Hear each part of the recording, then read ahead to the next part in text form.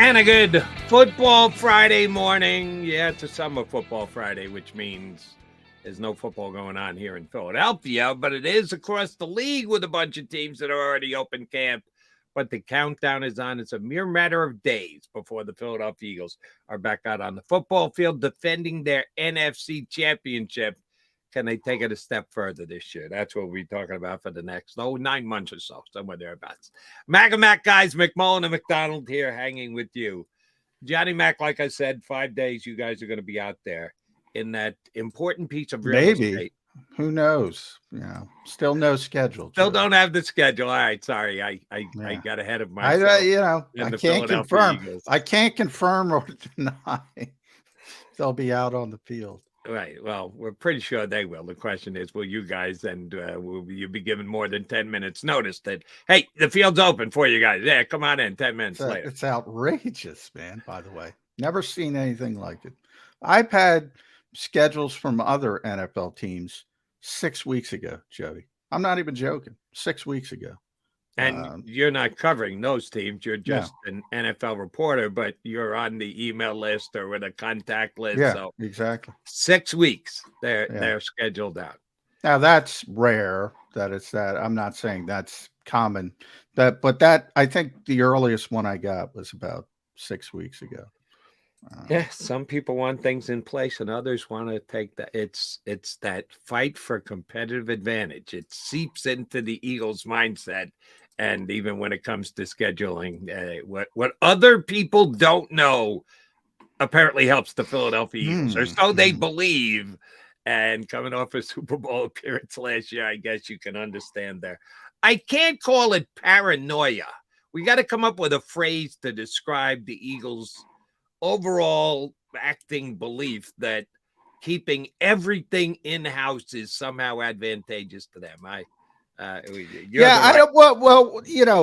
To me, this is not, logistics is not in the competitive advantage field. This is just, I don't even know what it is. Now, you don't believe that, but do you believe the Eagles believe that? I don't. I think it's more you think it's just laziness? Incompetency? What would you call it?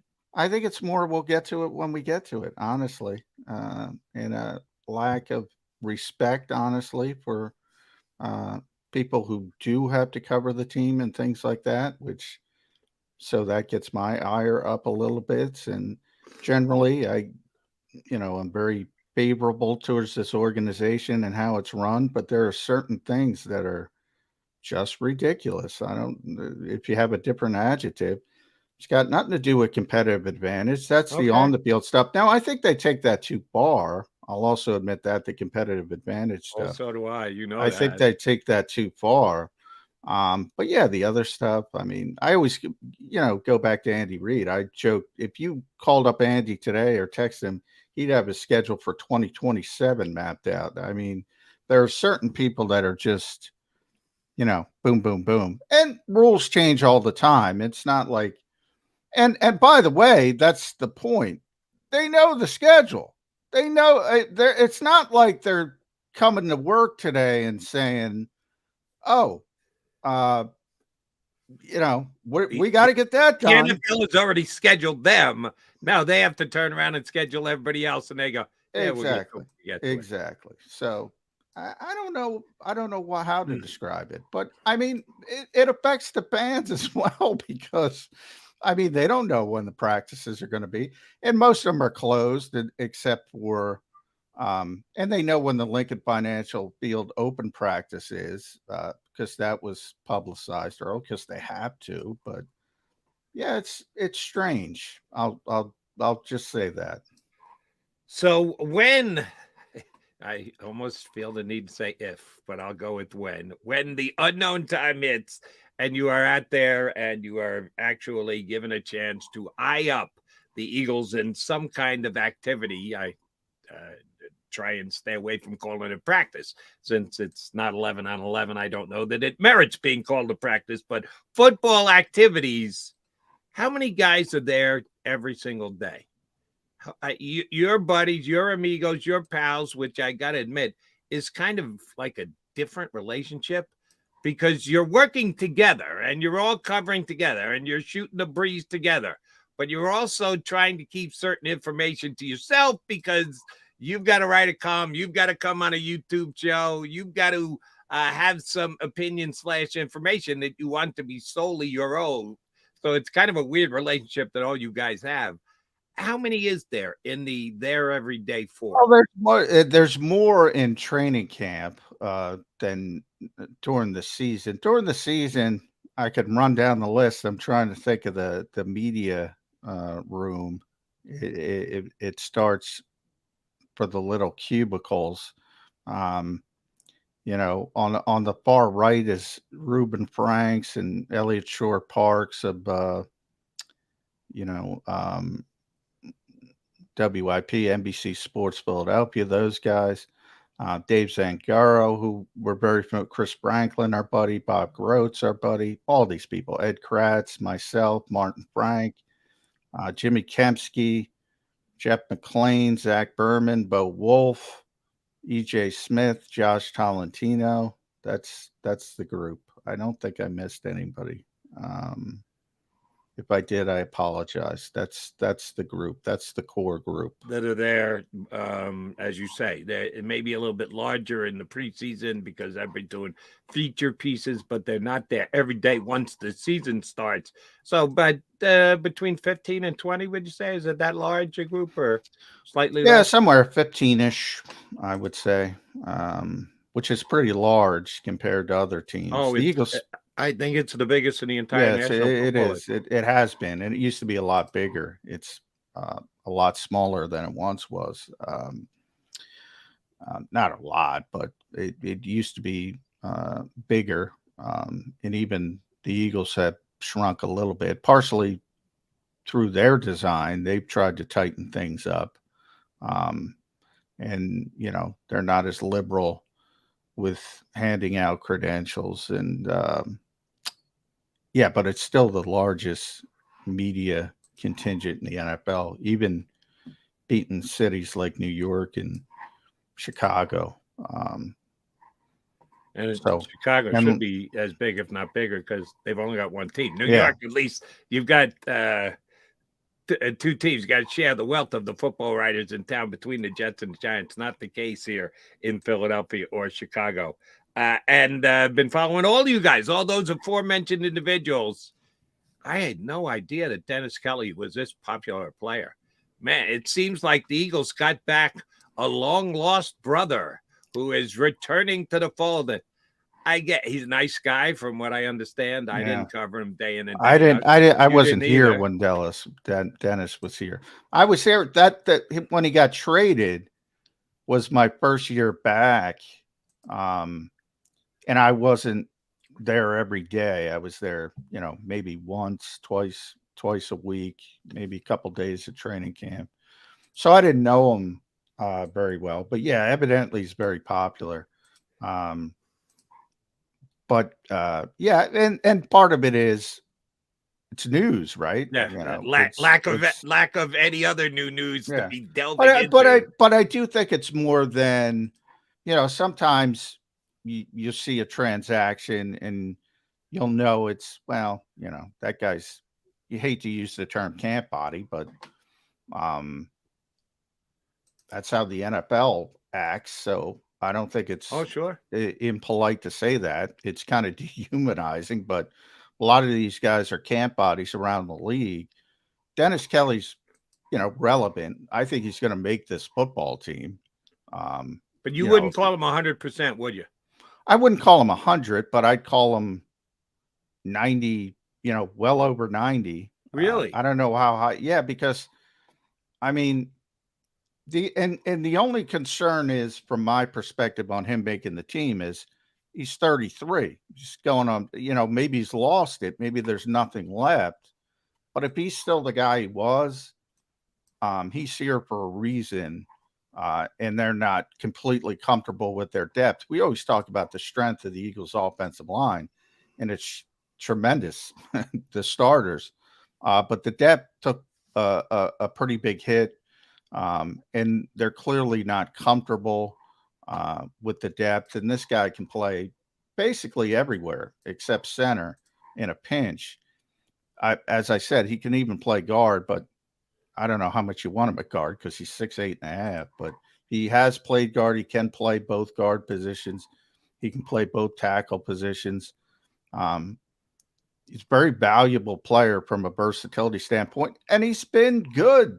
I don't want to overstate it, but he's been a solid NFL player. If Dennis Kelly is 95, what would you make Jack Driscoll percentage chance to be on the roster? Oh, Jack's 100% minus, okay.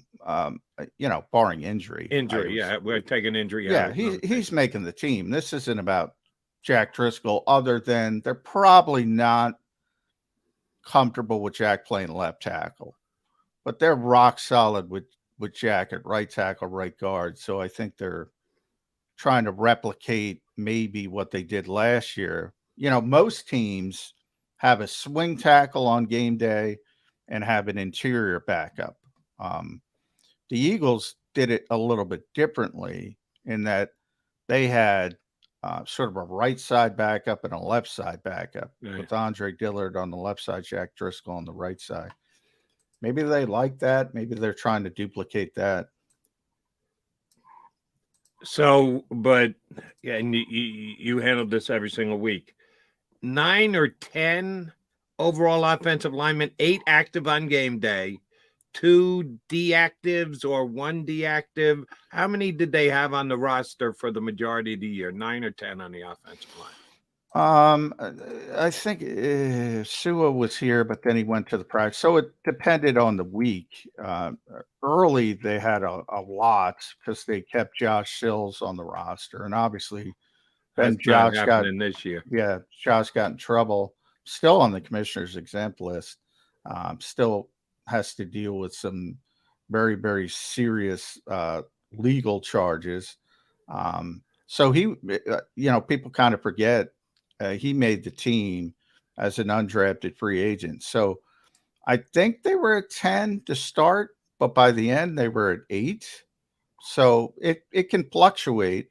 And remember, it makes things more complicated because of the expanded practice squad. So when you're doing this, we're just talking about the reporters, when we're having our 53-man roster pool, it's more difficult now because you have to factor in the strategy. You can keep guys on the practice squad as long as you're comfortable that they'll get through waivers. Right.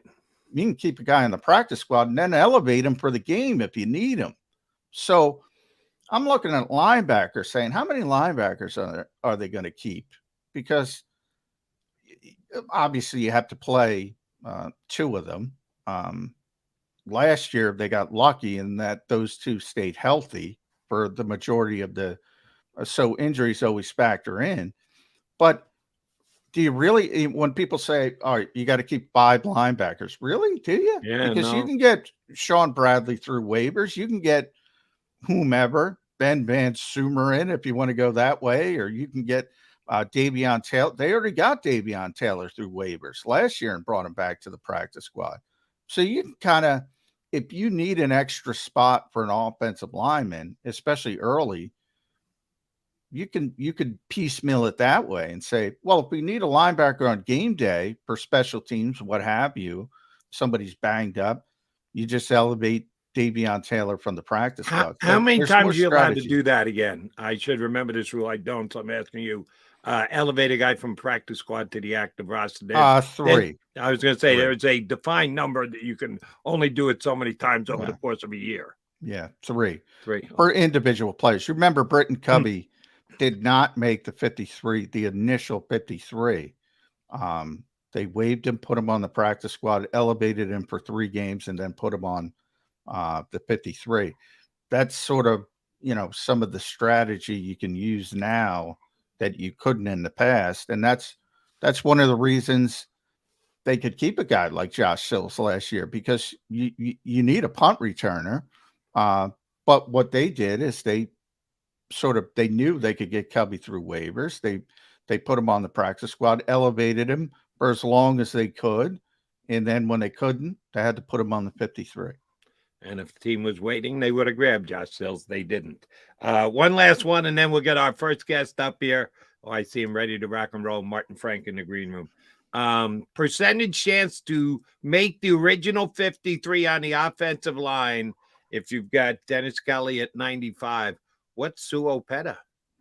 Sue is underwater. He's under 50, I think. He's got to go make this team. Not that he can't, but again, he's another guy. You know, he got, for people that don't remember, he got released and brought back to the practice squad. So by the end of the season, you know, Sewell was a practice squad guy. And I think it was by the end of the season, it was the starters. So you had Kelsey, Lane, Jordan, Landon Dickerson, Isaac Savalo. And then it was just Cam Jurgens, Andre Dillard, Jack Driscoll. That was it by the end of the season. So, yeah, it's going to fluctuate. But there's this kid, Trevor Reed. I've talked about him a couple times. I was getting to him next. If they're going to Yeah. keep him, Johnny Mac, I don't know about your 95% for Dennis Kelly. Oh, no. If they're going to keep Trevor Reed, they're keeping 10 offensive linemen. He's going to be the Josh Sills of this year. They're just going to keep him to develop him and stick him on the back end of the roster, which they've done in the past with offensive linemen pretty consistently. Once every few years, they've done it. They give sort of Jeff Stoutland, I think, to make Jeff happy as well, sort of like this developmental project that keeps him engaged and excited. But if they think they can't get him through waivers, they might stash him on the 53 and play those. That's why I'm saying they might play those roster games. Say, all right, we need that extra spot. We don't have linebackers, so why keep linebackers? Just put them all on the practice squad. You need bodies, but you know, it's a 60. It's no longer a 53-man roster. It's 69.